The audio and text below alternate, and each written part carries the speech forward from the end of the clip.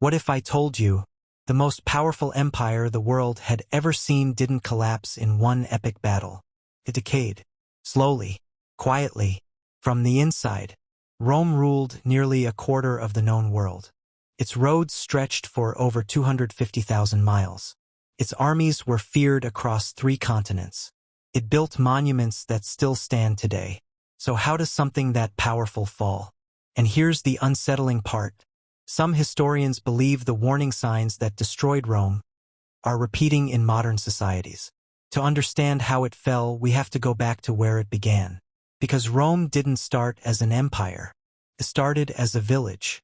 In 753 BC, Rome was nothing more than huts along the Tiber River. It wasn't wealthy. It wasn't dominant. It wasn't special. But it had ambition. Rome expanded aggressively but intelligently. It didn't just crush enemies. It absorbed them. Conquered people were often offered citizenship. That meant loyalty. That meant manpower. That meant unity. And slowly, Rome transformed from a monarchy into something revolutionary for its time. A republic. Power was divided between elected leaders and the Senate. For centuries, this system worked. Rome conquered the Italian peninsula, then Carthage in the Punic Wars, then Greece, then North Africa and Spain. The Mediterranean became Roman territory. But success creates a dangerous thing: ambition. And ambition would soon tear the republic apart. By the 1st century BC, Rome's generals were becoming more powerful than the politicians. Soldiers pledged loyalty to commanders, not the Senate. One general stood above the rest: Julius Caesar. After conquering Gaul, he returned to Rome as a hero. The Senate feared him. They ordered him to surrender control of his army. Instead, in 49 BC, Caesar crossed the Rubicon River. An act of open rebellion. Civil war followed, and Caesar won. The republic was effectively finished. When he declared himself dictator for life, panic spread. In 44 BC, senators assassinated him. They believed they were saving the republic. But they were too late. Rome would never go back. Out of the chaos rose a new leader, Octavian, later known as Augustus. He didn't call himself king. He kept the Senate. But the power was his. And just like that, the Roman Empire was born. For nearly 2 centuries, Rome entered its golden age. The Pax Romana, a period of relative peace and prosperity. Trade routes flourished. Cities expanded. Engineering innovations transformed daily life. Aqueducts delivered fresh water. Amphitheaters entertained massive crowds. Roman law influenced governance across vast lands. At its height, Rome stretched from Britain to Egypt. It ruled over an estimated 60 million people. It seemed unstoppable. But the larger an empire grows, the more fragile it becomes. Because expansion requires money. And when expansion slows, so does revenue. By the 3rd century AD, Rome stopped growing.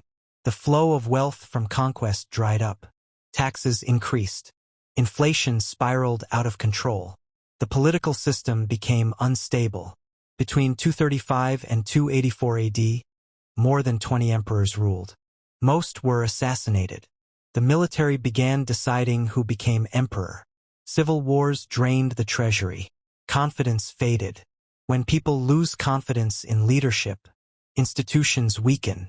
And while Rome fought itself internally, external threats gathered strength. Germanic tribes pressed against the northern borders. The Huns pushed westward, causing migrations into Roman territory. Rome struggled to respond. In an attempt to save the empire, Emperor Diocletian divided it in 2. East and West. The eastern half, wealthier, more stable, would survive. The western half was weaker. Then in 410 AD, the unthinkable happened. Rome itself was sacked by the Visigoths. For 800 years, the city had been untouchable. Now it was vulnerable.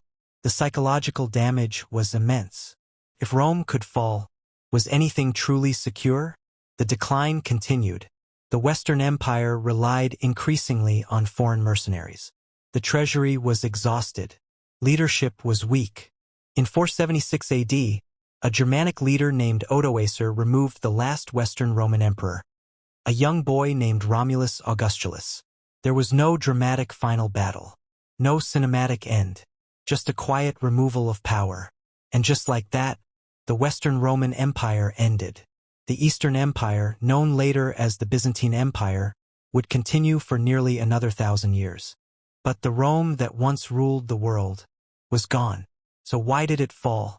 Historians argue about it even today. Was it economic collapse? Political corruption? Military overreach? Overexpansion? Moral decay? Immigration pressures? The truth is, it wasn't one single cause. It was accumulation. Small cracks ignored. Weaknesses tolerated. Instability normalized. Rome didn't collapse in one night. It eroded over centuries. Empires rarely fall because of one enemy. They fall when internal strength fades. And here's the part that keeps historians up at night. Rome believed it was eternal. It believed its power guaranteed survival. History tells us otherwise. No empire lasts forever. Power shifts. Influence fades. Strength erodes. Rome left behind roads, laws, architecture, language, but its greatest legacy may be its warning. That even the mightiest civilization can fall. If you found this story fascinating, there are many more lessons history is waiting to reveal. Because history isn't just about the past. It's about patterns. And understanding those patterns might help us understand where the world is heading next. If you want more deep, cinematic explorations into the rise and fall of civilizations, make sure you subscribe, because the next story might change the way you see the modern world forever.